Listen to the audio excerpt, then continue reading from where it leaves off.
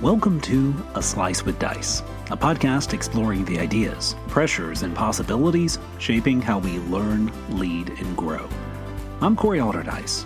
For over 20 years, my work has lived at the intersection of gifted education, leadership development, and school culture, supporting students as they find their strengths, educators as they stretch their thinking, and schools as they build pathways that expand opportunity. Ready to dive in? Here's this week's Slice.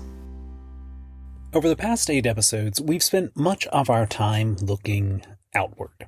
We've considered what researchers, policymakers, and educational organizations across the country are saying about the rapid expansion of dual enrollment and early college. We've explored quality, equity, institutional readiness, funding, belonging, and the broader question that has anchored this entire series. If college increasingly begins before college, what does that mean for students, schools, and higher education? As I was preparing to bring this series to a close, a new policy brief from Columbia University's Community College Research Center offered a useful framework for thinking about questions at the state level.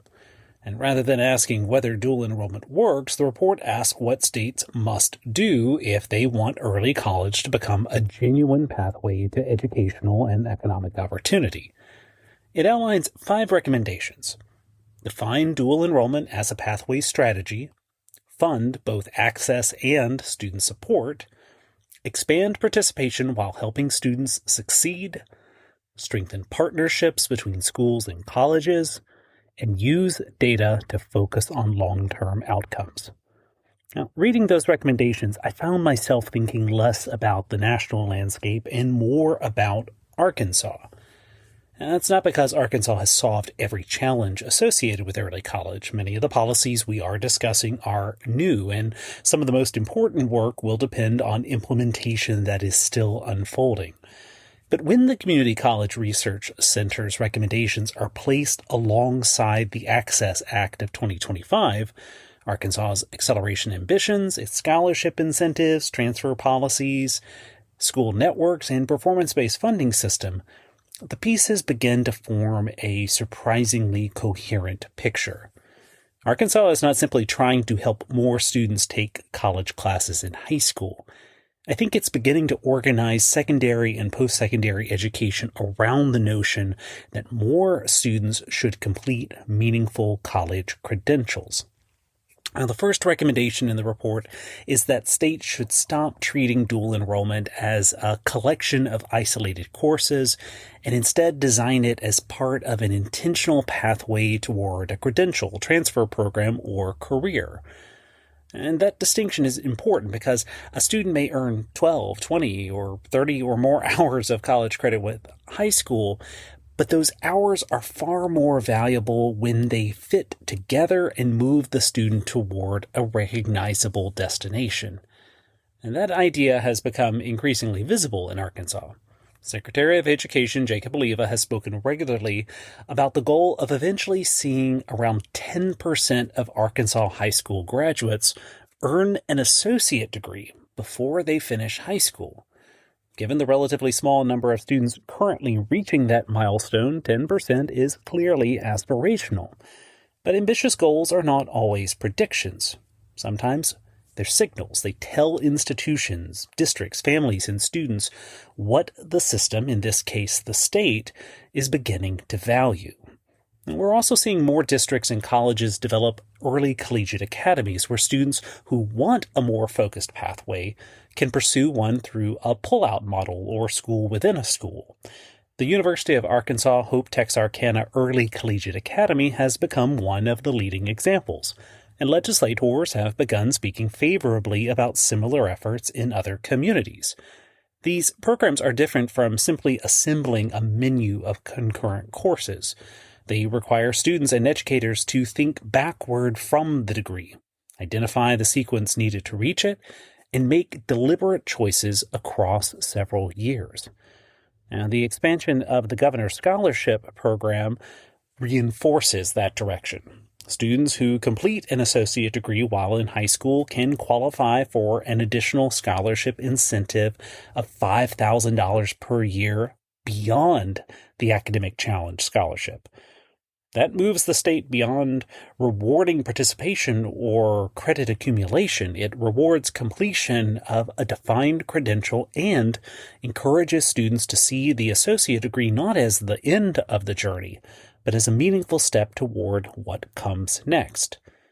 And that emphasis reflects a larger change in higher education. For much of the past generation, the dominant question was whether students could get into college. Admission was the threshold. Schools focused on preparing students to apply, gain acceptance, and enroll.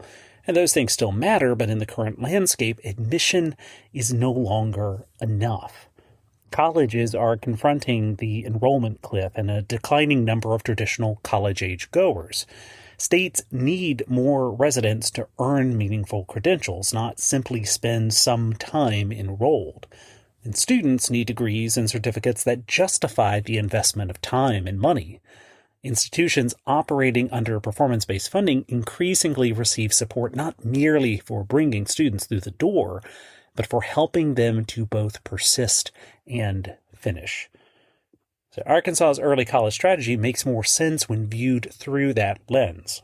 The central question is no longer simply whether a student can begin college sooner, it's whether beginning sooner can make the completion more likely, more affordable, and more efficient.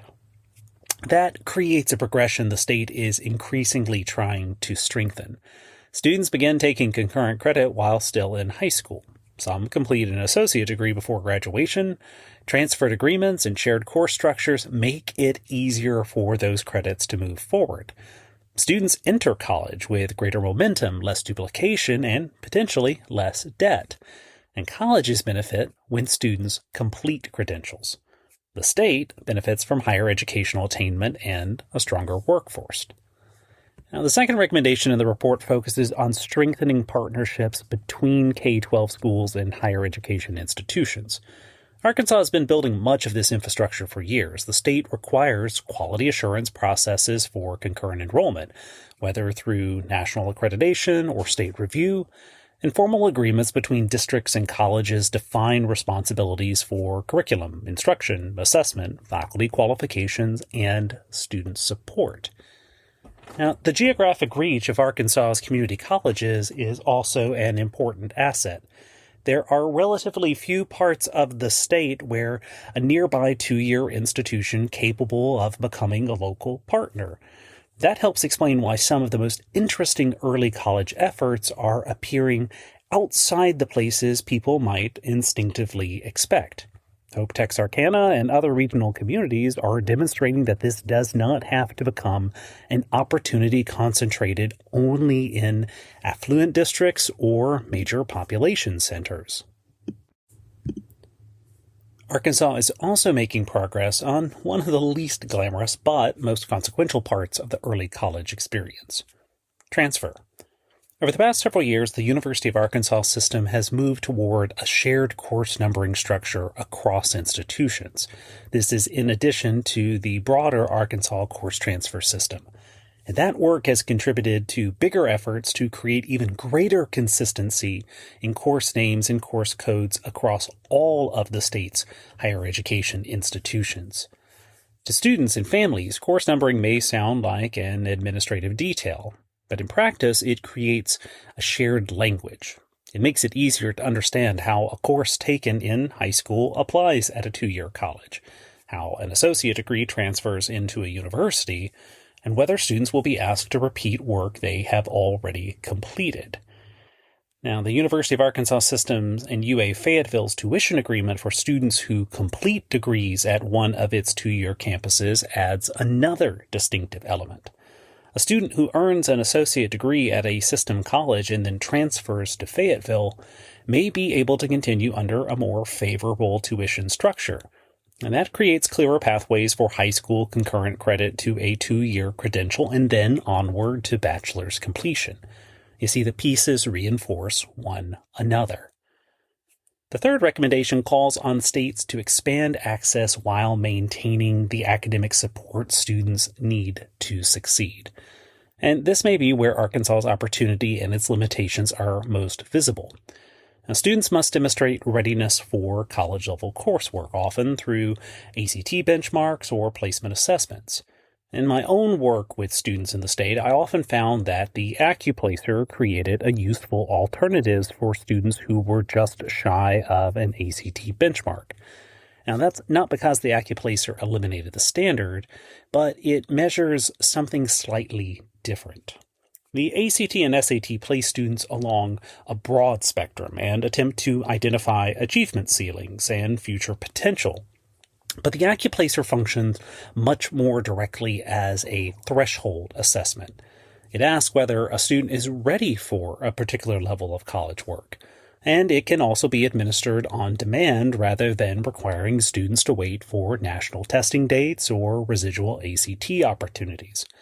For some students, especially those close to the benchmark, that flexibility can make the difference between being excluded from a pathway and demonstrating that they are ready to enter it. But even so, the readiness requirement creates a real tension.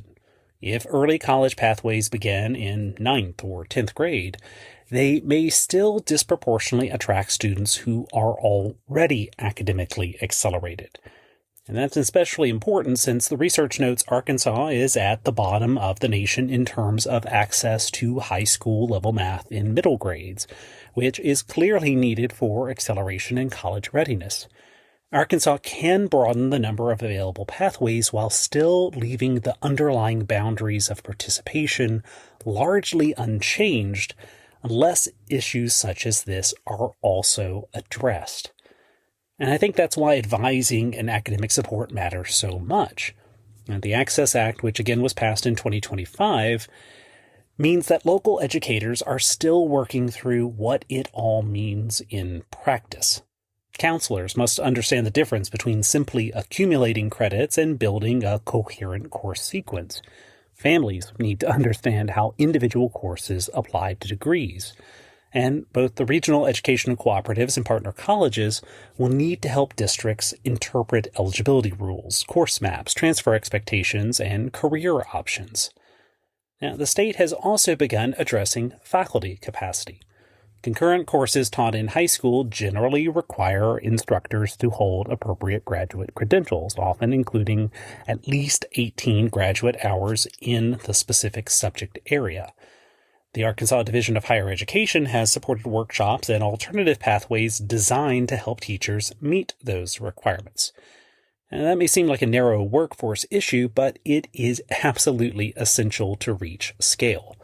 A state cannot expand high-quality concurrent enrollment if it does not also expand the supply of educators at the local level qualified to teach it. Now, the fourth recommendation concerns funding, and I think this may be Arkansas's most important unresolved challenge. The Access to Acceleration Scholarship has significantly reduced the cost of concurrent credit for students and their families. And that is a major policy achievement. Yet making a course available and affordable to a student doesn't necessarily mean that the institution providing it has been fully compensated. And again, community colleges remain the primary workhorses of this system. Even when a high school teacher delivers the course locally, the college still bears the responsibility for registration, transcript production, curriculum oversight, faculty approval, assessment, accreditation, advising, and academic support. And those responsibilities carry real cost. The state subsidy covers part of the expense, but colleges have raised legitimate questions about whether it covers the full cost of responsible delivery. Now, performance-based funding creates some benefit when students persist and inevitably earn an associate degree. Successful completions contribute to the metrics through which colleges receive their annual state support, but that creates a timing problem. Institutions must invest in the infrastructure now, while the financial reward may only arrive after students reach the end of the pathway. So, as Arkansas expands early college, policymakers will need to ensure that the system does not become financially dependent on colleges absorbing costs that were never really fully recognized. Access for students and sustainability for institutions are not competing goals. One cannot last without the other. The fifth recommendation focuses on data and accountability. States should not judge dual enrollment only by the number of students who participate, the number of credit hours they earn, or even the number of associate degrees they complete. Those measures do matter, but they don't always tell the full story. The more consequential questions come later. Do students persist after high school? Do their credits apply to the programs they eventually choose? Do they complete bachelor's degrees at higher rates? Do they save time and reduce debt? Are rural, low-income, and first-generation students benefiting at the same rate as students who were perhaps already positioned for success? And do workforce credentials lead to employment and economic mobility? So Arkansas has made the associate degree a visible target, but the broader outcome framework remains a work in progress. Now, that's not unusual. New policy often begins with measures that are easy to count. Participation, hours, and credentials provide immediate evidence of scale. But long-term outcomes require linked data, patience, and a willingness to examine whether the strategy is working equally well for different groups of students. This is where the next phase of Arkansas's work will matter most. The policy architecture is increasingly in place. The state has expanded funding, articulated a completion goal, encouraged early college academies, strengthened transfer structures, and aligned higher education finance more closely with student success. The question now is whether those policies produce the outcomes they were designed to achieve. One of the lessons I've carried through this series is that dual enrollment is no longer a niche program sitting at the edge of secondary education. It's becoming the structure through which the states, like Arkansas, define readiness, opportunity, and completion. It changes what counts as high school, what counts as college, and where the boundary between the two should sit. That's why Arkansas, I believe, has the potential to become nationally significant in this conversation. I believe few states appear to be combining these elements in quite the same way.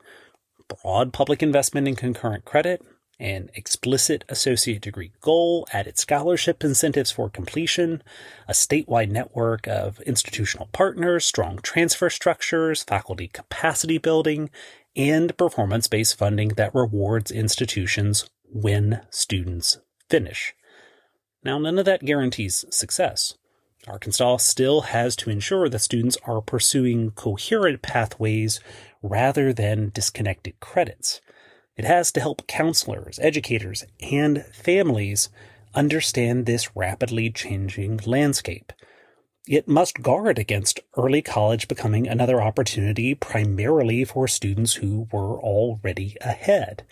It has to compensate colleges fairly, expand the pool of qualified instructors, and track whether students ultimately complete the credentials and degrees these policies are intended to support. But those are the challenges of implementation, not the absence of vision. When this series began, I asked what happens when colleges increasingly begin before college.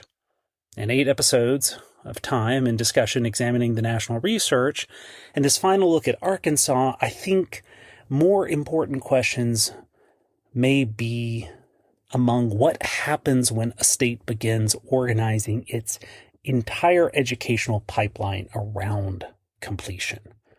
Success will not be measured simply by how many students take a college course in high school. It probably won't even be measured by how many earn an associate degree before graduation. It will be measured, though, by whether those experiences help more students finish meaningful credentials, transfer successfully, reduce debt, enter rewarding careers, and build lives of greater opportunity. Arkansas has not yet become the national model for early college. That judgment will require years of implementation and evidence. But the state has assembled many of the right pieces, and it has begun to orient them toward a common destination. That makes Arkansas more than a participant in the national expansion of dual enrollment. It makes the state one of the most important places to watch as the country moves from a conversation about college access to a much more consequential conversation about college completion. A Slice with Dice is a production of Aldercube. Thanks for making time to reflect with me. If you're finding value in these episodes, I hope you'll subscribe and help spread the word. Until next time, lead boldly, listen closely, and keep pushing forward. I'll see you then.